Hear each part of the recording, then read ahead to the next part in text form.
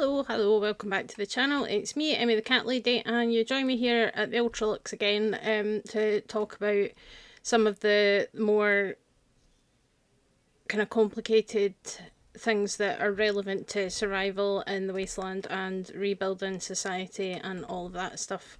So we're here in the casino because today we're going to be talking about money. It's an important thing for human society, and that does still apply even after the end of the world has already happened. So the kind of economy and the economics of the Wasteland is quite an important subject. So it's a complicated thing. So first, a couple of definitions. So currency includes basically a physical item that represents money, such as coins or dollar bills, or we would call them like pound notes in the UK. That's kind of the term that we tend to use for paper money.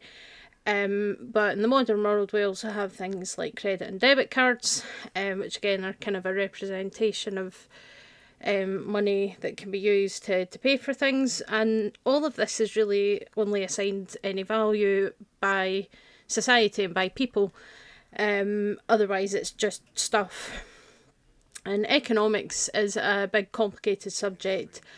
The way things work now, it's progressed so that we have things like interest rates and stocks and shares and all that kind of stuff. And it's a very complicated thing, which I have to admit I don't know a massive amount about how it all works. But it's a complex system that involves production, consumption and transfer of wealth. So borrowing and lending, earning money, paying taxes, state and government funding for various things, interest and inflation. So in the pre-war world, in the Fallout series, the currency was the US dollar, just like it is in the real world. But by 2077, hyperinflation had gone a bit mad. Which could be in part due to the kind of prolonged Sino-American War, which went on for 10 years. And you do see all over the place, you'll see, posters asking people to buy war bonds and that kind of thing. So obviously the US government was having trouble keeping up with the amount of money that they were spending on military and on defence and everything and all the innovation. And you can kind of see the kind of drastic difference. So I did a little bit of math. The price of gasoline, which is a big kind of talking point whenever we're talking about politics or we're talking about economics, is the price of gasoline. So in the Fallout universe, it's seen as being $7,450.99 per gallon. And the price per gallon on the 5th of March 2025, which is the day before I'm recording this, is $3.11 basically per gallon. So the maths on that is an almost 240,000% increase in the next 50 years, essentially, if we were assuming that Fallout happened in 2077 in the real world. So that's, and people complained about paying $2 for gas a decade ago, but paying $7,500 per gallon is kind of wild. And probably part of that does reflect the fact that fossil fuels were really short, and that was the cause of the war with China, because they wanted to access the last oil reserves in Alaska, and that was the whole kind of thing. So it's absolutely crazy expensive.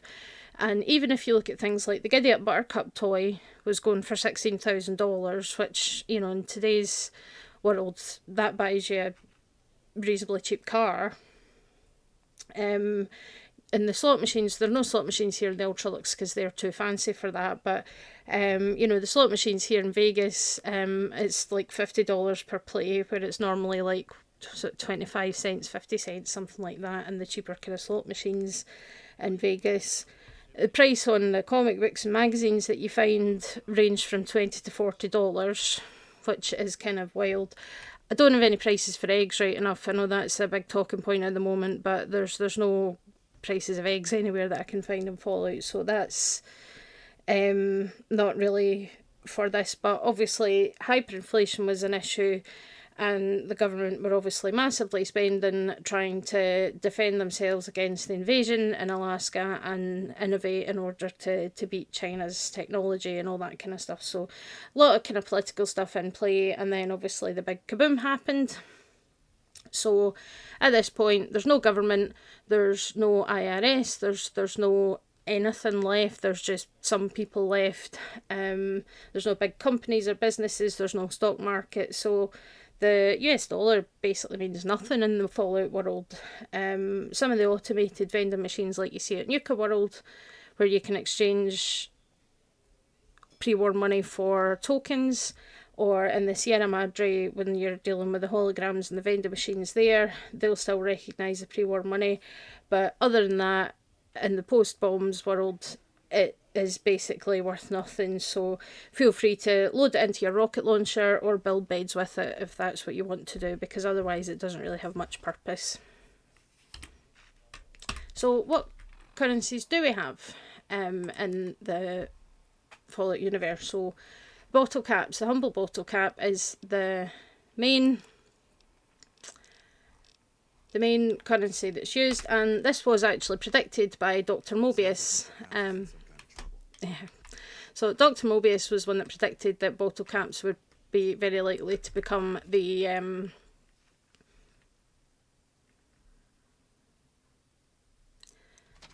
post-war currency of choice, and he was absolutely spot on with that. So it's usually Nuka-Cola bottle caps, Nuka-Cola being the best-selling soft drink in America at the time. Understandably, we probably would have the same thing here with Coca-Cola. But also caps from other soft drinks are used, like here in New Vegas, Sunset Sarsaparilla caps count as caps, and that's fine. And it was first adopted in the hub, actually, in New California around 2093. They had a lot of traders, so they standardised that bottle caps were the currency of the Wasteland. And they chose this because manufacturing and painting the bottle caps technology is pretty much gone, so the chances of people being able to make counterfeit caps is limited. Not impossible, it does happen, but that it's harder for people to make counterfeit caps. So that way, similar to how dollar bills and banknotes and things are designed in such a way that they try and make it harder and harder for people to make counterfeit caps, although it does happen. So we do know that there is some counterfeiting going on, because there is a location that's not a safe place by any means, because we've just passed the Gypsum train yard, which is full of death claws. There's Cazadors buzzing about, but there's this place here, I say just kind of southeast of the Gypsum train yard, and Brotherhood of Steel safe house is up there. And there's this little unassuming shack. Very dark in here. So let's see, got microfusion cells. But yeah, so this was a place where they were apparently counterfeiting caps, presumably, and there lots of microfusion cells around. So this is obviously where somebody was living, possibly with the child. But if we go through here and down into the basement, we've got vending machines, we've got bottles, and we've got star bottle caps. So it's one place to come for some star bottle caps. And then, we can actually see we've got a Sunset Sarsaparilla bottle cap and a Nuka-Cola bottle cap. So, and then some fake ones as well, which have literally zero value, where the bottle caps have one value. So counterfeiting is something that people have been trying to do, but because the technology is pretty much gone, it's not something that's really easy to do, and that helps with protect against counterfeit caps. We obviously don't really want that, because fake money doesn't really benefit the economy in any way.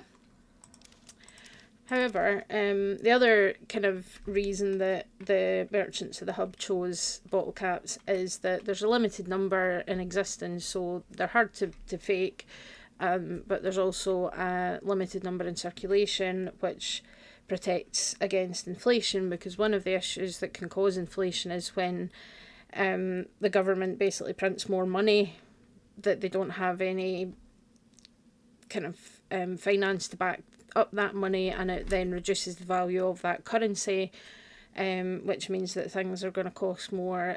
It's kind of and that's probably been part of the issue before the war and after the war, with counterfeit caps and people printing more money that doesn't really kind of exist in that sense. It doesn't really have as much value, and that's what leads to inflation. And a similar conclusion was reached on the East Coast, possibly for similar reasons, that everybody over there also decided that bottle caps were the way to go.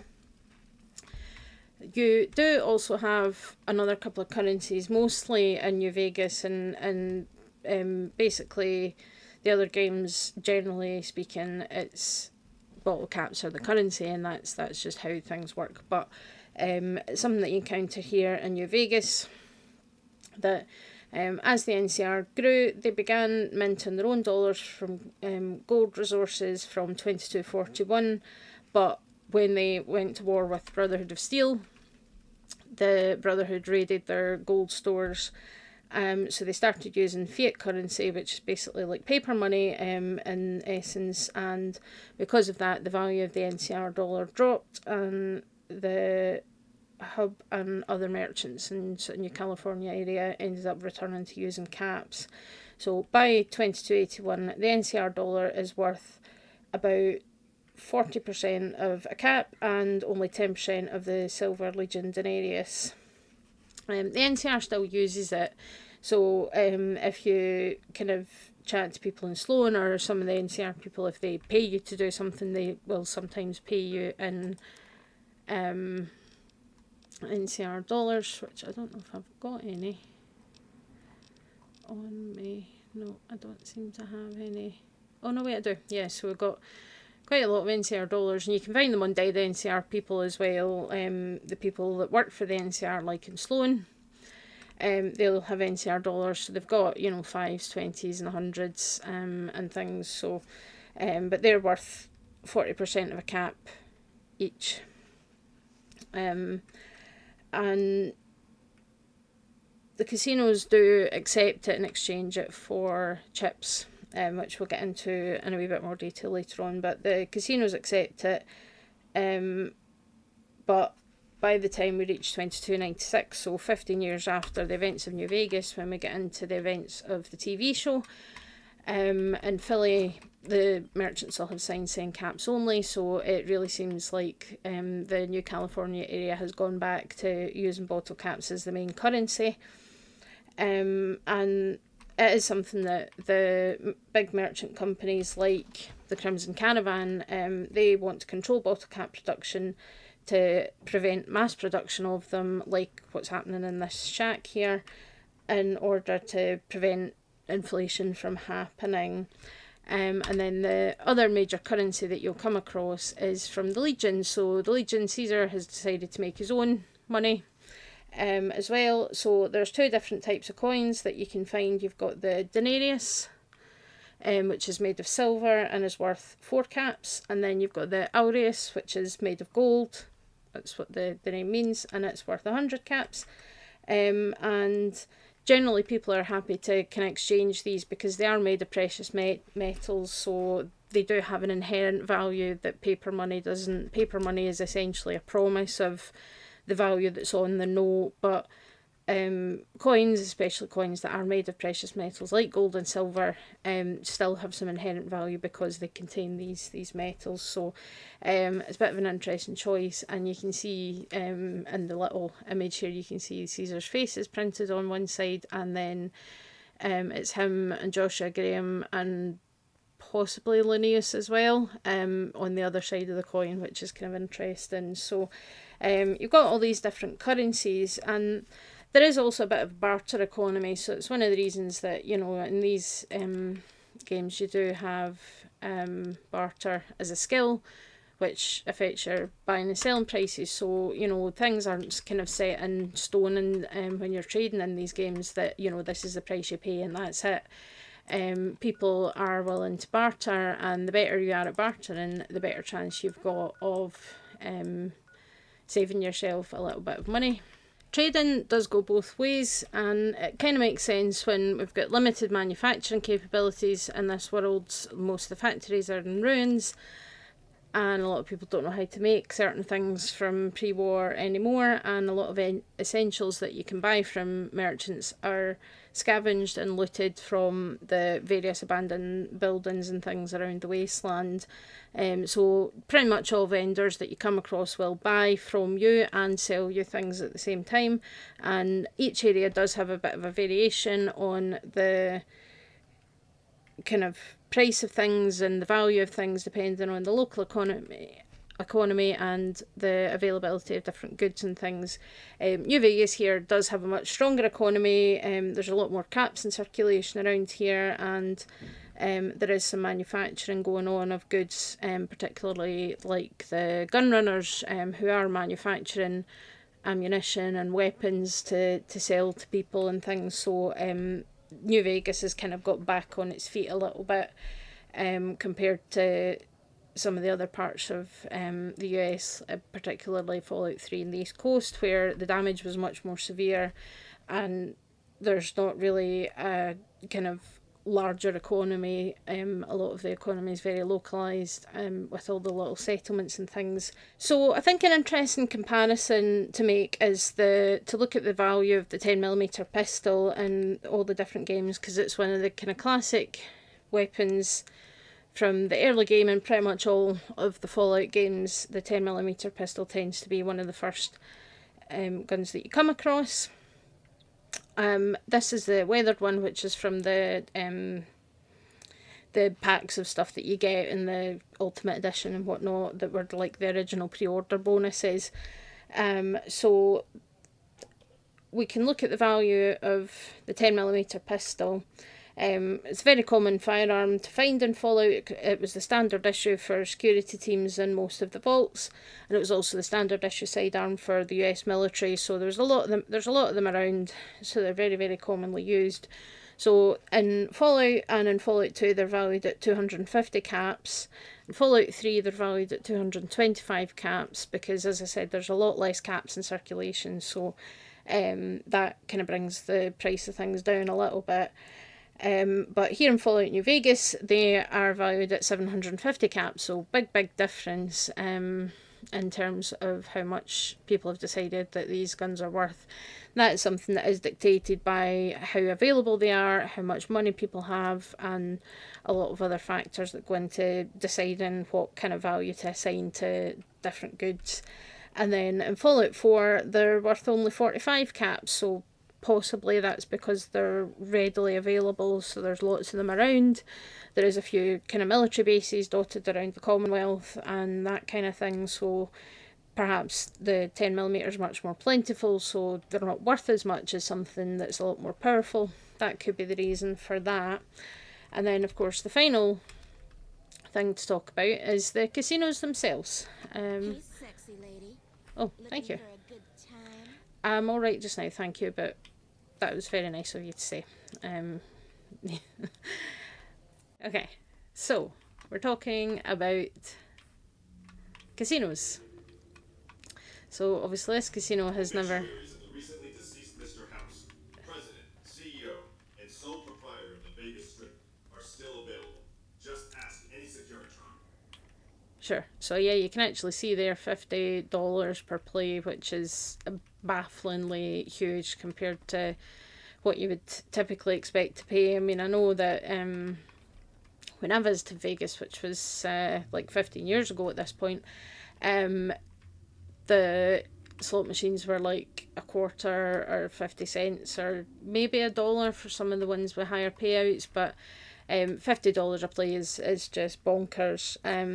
But all the casinos that are open on the Strip and in Freeside and Prim, they will take all types of currency. So they'll accept caps, they'll accept NCR dollars, and they'll accept the Legion currency and exchange them for chips, and vice versa. So when you change your chips in your winnings, you can get that paid out in whatever currency you want. Typically, most people would probably want to change it in for caps because, caps are the main currency that you're actually going to find yourself spending here, which is an interesting choice. But you can have them paid out in whichever currency you fancy. And that makes a lot of sense that, the casinos would want to be willing to accept all the different currencies of the people in the Mojave that are living here and, gambling here, because they want people to come and gamble. They don't want to lose out on a customer by refusing to exchange a specific currency when there is different currencies circulating in the area, especially because there isn't one overall kind of, this is the money that the entirety of America uses anymore, because that isn't really a thing anymore, although bottle caps have become the kind of accepted standard and things seem to shift that way. So the NCR dollar generally seems to have failed, and the Legion, probably you would use the Legion currency a lot more if you went to Arizona, where their kind of main base of power is, and it's less common in here because the Legion are kind of an invading army, so they don't have all their infrastructure here. And it makes sense as well for Mr. House. I mean, obviously, as you probably heard from that Securitron, Mr. House has dead in this save file, but his intentions, as we know, was that he wanted to build on his technology and get people out colonising other planets and off of this, destroyed world. That was his long-term goal, and that what he wanted to do was to be an autocratic leader, and a sort of autocratic technocracy is probably hard to define exactly what his intention was, but he didn't want to control people's lives. He just wanted to make money off people so that he could fund the research and the technology and everything that he wanted so that he could achieve his goals. So House, who until I killed him, was in charge of the entire strip, so it would make sense that he wouldn't want to block anyone from being able to spend money in his casinos, and it would add to his profits, so he wouldn't want to exclude, because he doesn't really want to necessarily take sides in terms of between the NCR and the Legion. He just wants them both to go away so that he can make use of the power from the dam himself, but in the meantime, to make his money, he doesn't want to exclude anybody from being able to pay money, because as we know, gambling, the house always wins. The more money the more you play, the more money they make. And that's how casinos should work, that they're always going to be in profit. Even if somebody was to win a big jackpot at some point, the casinos are still going to end up in profit in the long term. And that's why they do like games like roulette, like I think this is a craps table, and slot machines and things. It's all part of the thing, and you feel like, if you win money, you feel good, but ultimately you're still going to end up probably putting more in than you get out of it, and that's why gambling is such a profitable thing, and that's exactly what House wants, is to make all that money. So it's a complicated issue, but human society, we have reached a point where even after the apocalypse, people are still going to assign value to a currency and feel like they need a currency in order to have a functional society for exchanging for goods and services. So people are going to want to have money to spend to buy things that they need and buy things that they want. And people are going to want to make money doing a job, and that's going to be the topic for next week, is work in the post-apocalypse and how that has changed from what things were like in the pre-war world, how people make their money and how people sort of find jobs, and the different types of jobs that exist in the Fallout universe that probably wouldn't exist in the real world in any meaningful way. So that's going to be the topic for next week. But money is something that has to be discussed, and it's not always an easy topic to discuss with people. Money can be a sensitive subject. There's a lot of people in the world that really struggle for money, and the current economic and political climate is definitely not in favour of the consumer at this time, with everything that's going on. And again, I don't want to kind of get into too much of a political debate, but we do know that the world's economy at the moment is a bit chaotic, let's say. and we'll have to see how that plays out. But it's an important thing that affects a lot of people.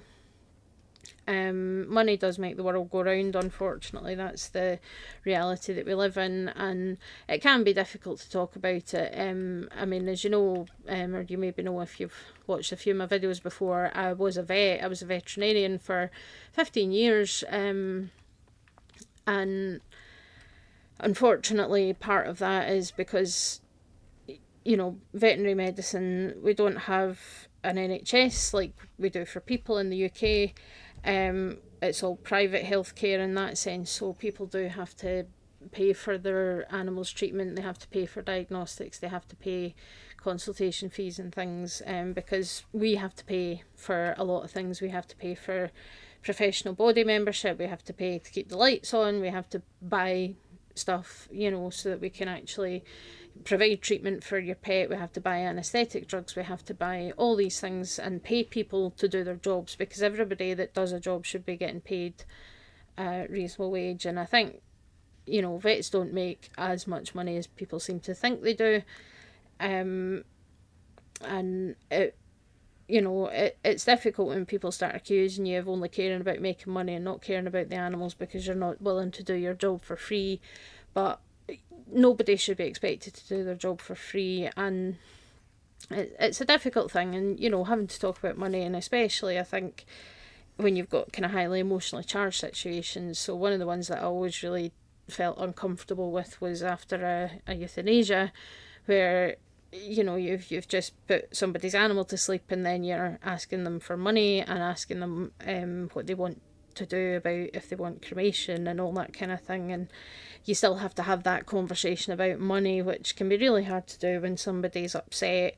And it's an unfortunate fact of life that money has to be discussed, and that doesn't seem to have changed massively in the post-war world and fallout. But I think it's kind of an interesting topic, and I think really kind of looking at the sort of the state of the economy in the pre-war world and fallout is really interesting, with, you know, the prices on gasoline, which is reflecting probably the shortage of it, and the fact that most of the vehicles are fusion powered, so very few people probably were needing gasoline, but there would have still been vehicles. I believe the motorcycles that you see around were still using gasoline or that kind of thing. So more often than not, people would be buying coolant rather than buying fuel. But you know, comparing that massive hyperinflation, I mean, 240,000% is just insane.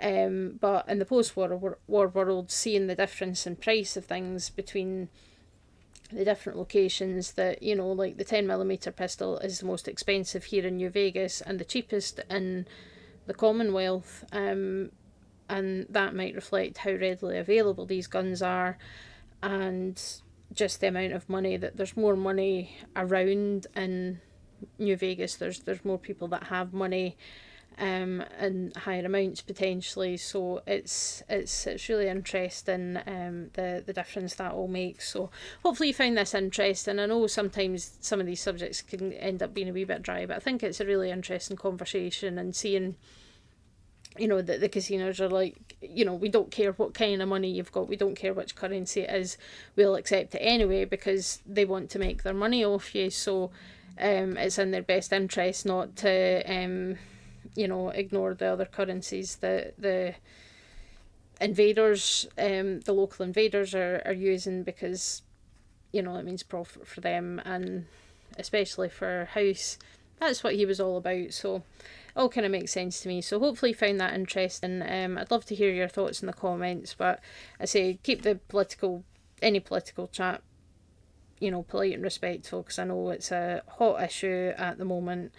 And there's a lot of talk about these kinds of things, but it is something to bear in mind, that it's a complicated issue that can be affected by so many different things, and it could definitely make people's lives easier or more difficult depending on the situation. So let me know what you think, and I'll see you all next time. Bye.